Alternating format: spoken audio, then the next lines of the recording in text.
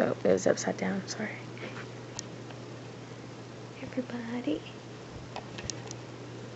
Okay, so my speech today is about the high-heeled shoes, how it was invented, and how it has evolved today.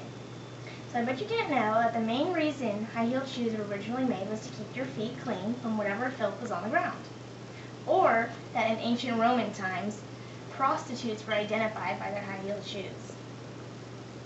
People first started using high-heeled shoes as a way to help them function in certain tasks, but have evolved into fashion statements. Today we can go out at any time and see at least one person wearing high-heeled shoes, whether it's the girl working at the mall or the secretary behind the desk at the doctor's office. We even know girls that have to wear high-heeled shoes every day because of their work, say Victoria's Secret in the mall, where they have to dress very dressy and have to wear their high-heeled shoes. So, let's start with the precursor to the high-heeled shoe. To quote Dangerous Elegance, A History of High-Heeled Shoes, figures on murals dating back to 3500 BC depict an early version of shoes worn mostly by higher classes that separated them from lower classes and middle classes. Egyptian butchers wore heels to help them walk above the blood on the ground from the dead animals. And prostitutes wore them, like I said earlier, and that's how they identified them, by their high-heeled shoes. And actors playing tragic roles in ancient Greek dramas wore the bootkin, which is a boot with a platform sole, and it was designed to give them greater height over the other actors, and that's how you could identify them, was by that they were very tall. So now that we know why the high heel was invented, let's look at who wears them. The high heel shoe was not and has not only been worn by women. To quote Elizabeth Semmelhack, author of Heights of Fashion, A History of the Elevated Shoe, she says the high heel has been traced to male horse-riding warriors in the Middle East who used high heels for functionality because they help hold the rider's foot in the stirrup.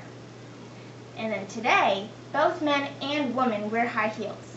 Men wear cowboy boots, which have heels to them, like right here. It's a nice, just a little heel, not too much, but it's still a heel.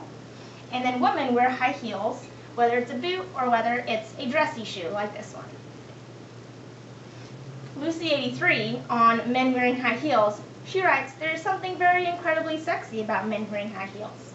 And in response to her, Shafted writes, "I have been proudly wearing my stilettos in public for 6 years."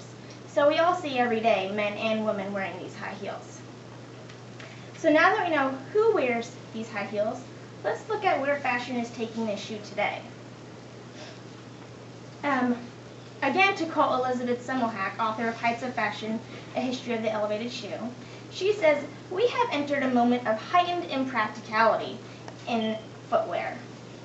In today's fashion, these shoes are seen as anything from a girl's must-have to an unnecessary absurdity."